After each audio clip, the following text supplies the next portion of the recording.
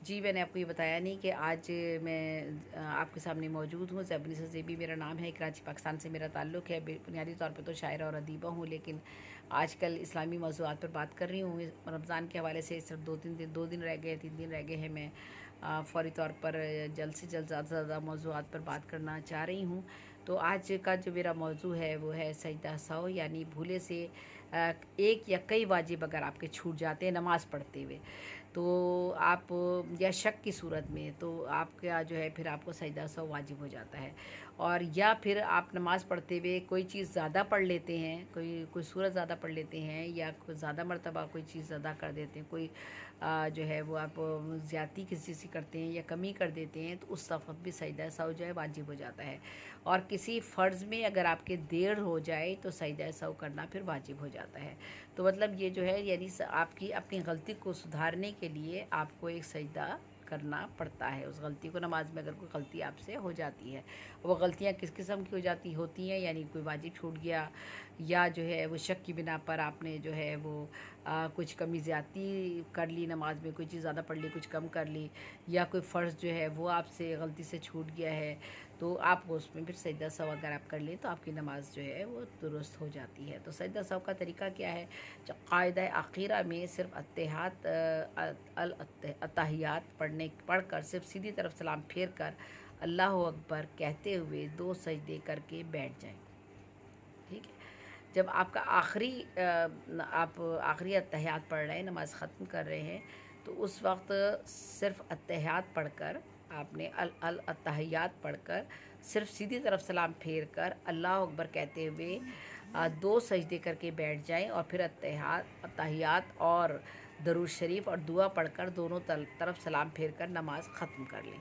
ये British Pakistani women society के page पर ये मैं प्रोग्राम कर रही हूँ, और शबाना करीम का ये पेज है, उस पेज पर मैं कर रही हूँ। मेरे दिमाग से ही निकल गया था ये बात बताना। तो चलें, खैर, असल बात यह है कि मैं बात क्या बता रही हूँ, यानी मैंने फिर आपको बताया कि जब हमसे कोई गलती हो जाती है नमाज में, तो उसको दुरुस्त करने के लिए हम सजदा सहव करते हैं, और सजदा सहव करने के लिए अत्तहियात पढ़कर सीधी तरफ सलाम फेर कर अल्लाह अकबर कहते हुए 2 सजदे कर लेते हैं और फिर बैठ जाते हैं, और फिर अत्तहियात और दरूद शरीफ और दुआ पढ़कर दोनों तरफ सलाम फेर कर अपनी नमाज ख़त्म कर लेते हैं। ये सजदा सहव है। अगर कायदा औला करना भूल कर उठ रहा है और फिर याद आ जाए, तो ऐसी सूरत में अगर बैठने के करीब है तो बैठ जाए और तशहुद पढ़े, और अगर क़याम के करीब हो तो क़याम कर ले और सजदा सहव कर ले। अगर दूसरे कायदे में कायदा करना भूल जाए और 5वीं रकात के लिए खड़ा हो गया और सजदा करने से पहले तक उसे याद आ जाए, तो बैठ जाए और सजदा सहव करके 5वीं रकात जो है बातिल हो जाएगी। वरना अगर 5वीं रकात का सजदा कर लिया तो फ़र्ज़, यानी 5वीं फ़र्ज़ नमाज का अगर 5वीं रकात का सजदा फ़र्ज़ का कर लिया, तो फ़र्ज़ जो था सजदा बातिल होगा, इसलिए नमाज नफल हो जाएगी। लिहाजा उसे चाहिए कि 6ठी रकात की तकमील कर ले। अगर 4थी रकात में बैठा, फिर उठा, फिर कायदा कर लिया, तो फिर कायदा कर ले, बशर्ते कि 5वीं रकात का सजदा ना किया हो तो सजदा सहव कर ले। अगर 5वीं रकात का सजदा किया है तो एक और रकात मिलाकर नमाज पूरी कर ले। ऐसी सूरत में 2 रकातें नफल हो जाएंगी। जिस शख्स को नमाज में शक हो गया कितनी रकातें पढ़ी हैं, तो ऐसी सूरत में अगर पहली मरतबा शक हुआ है तो उसे तो नमाज दोहरा ले। अगर शक अक्सर होता रहता है तो अपना गालिब ज़न के मुताबिक अमल करे, यानी जो बात ज़्यादा महसूस हो रही है कि हाँ ज़्यादा ये इम्कान है, तो फिर उसके मुताबिक वो करे। और अगर सोचने के बाद उसको ये मालूम ना हो कि कितनी रकातें पढ़ी हैं, तो कम रकत पढ़ी है या समझे, तो वो समझे तो सजदा सहव की फिर सूरतें हो जाती हैं। सजदा सहव की सूरतें कौन कौन सी हैं? तर्क वाजिब, ताख़ीर फ़र्ज़, बशर्ते कि ताख़ीर 7 हुई हो, यानी जानबूझकर हुई हो। अगर ताख़ीर अमदन हुई हो तो नमाजी ही नहीं होगा, नमाज को लौटाना पड़ेगा। यानी ताख़ीर अगर गलती से हो गई है, अगर ताख़ीर फ़र्ज़ अगर आपकी गलती से अगर हो गई है तो वो अलग है, लेकिन अगर ताख़ीर आपने जानबूझकर की है तो फिर आपको नमाज ही नहीं होगी आपकी, और आपको नमाज लौटानी पड़ेगी। अगर कई वाजिब तर्क हों तो भी एक ही सजदा सहव काफ़ी होता है।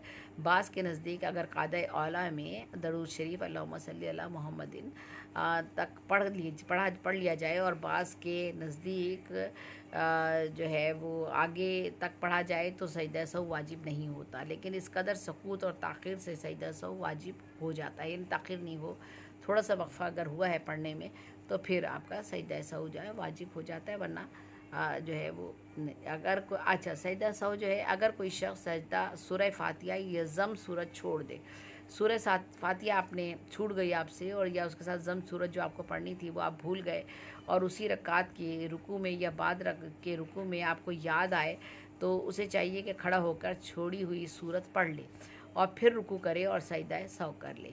अगर एक रकात में सूरह फातिहा छूट जाए और दूसरी रकात में याद आ जाए तो दूसरी सूरत छूटी है तो उसे पढ़ ले, लेकिन छूटी हुई सूरह फातिहा ना पढ़े, इसलिए कि एक रकात में जो है वो एक रकात में 2 दफ़ा सूरह फातिहा नहीं होती तो सजदा सहू कर ले। अगर कोई शख्स सूरह फातिहा सहवन जानबूझकर या गलती से, अगर कोई सूरह फातिहा गलती से 2 मरतबा पढ़ ले तो सजदा सहू करे, और जहरी नमाज आहिस्ता या सरी नमाज आवाज़ से पढ़े तो सजदा सहू करे।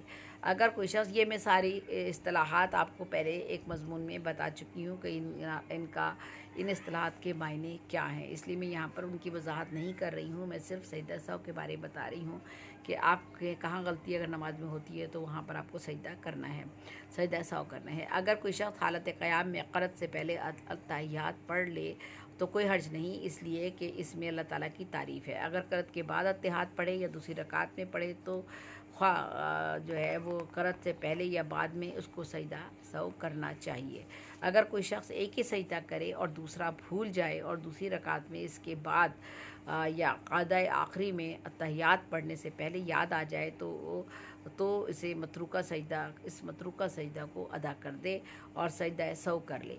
अगर क़ायदा आखिरा बाद अत्तहियात याद आए तो उसे सजदा को अदा कर ले, लेकिन कभी ऐसा इतना ज़्यादा होता नहीं है, लेकिन कभी कभार चले हो जाता है इस तरह से।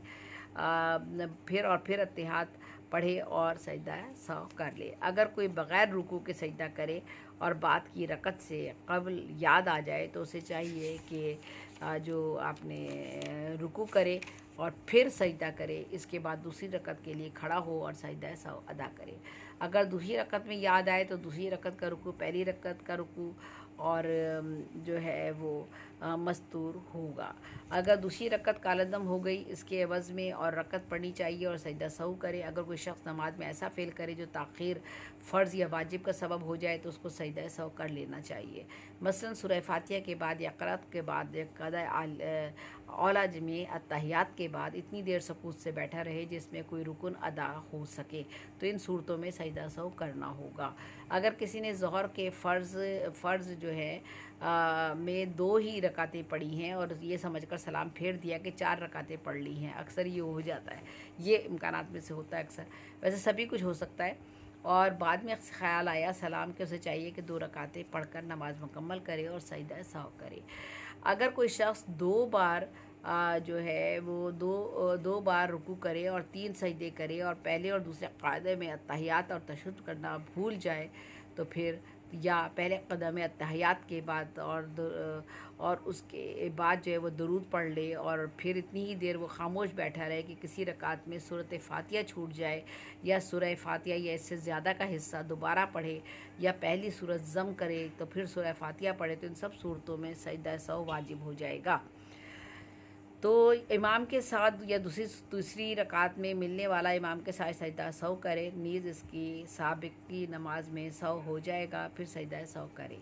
अगर कोई अत्तहियात दरूद और दुआ पढ़ कर सजदा सहू कर ले और फिर दोबारा अत्तहियात और दरूद और दुआ पढ़े तो जायज़ है। अगर दोनों तरफ सलाम फेर कर सजदा सहू करे तो बाज़ के नज़दीक जायज़ है, मगर बेहतर यह है कि नमाज दोहरा ले। अगर इमाम 5 रकत के लिए क़ायदा आखिर के लिए खड़ा हो जाए तो मुक़्तदियों को इमाम का 5वें रकत के सजदे तक इंतज़ार करना चाहिए। अगर इमाम 5वीं रकत के सजदे से पहले सलाम फेर दे तो मुक़्तदी भी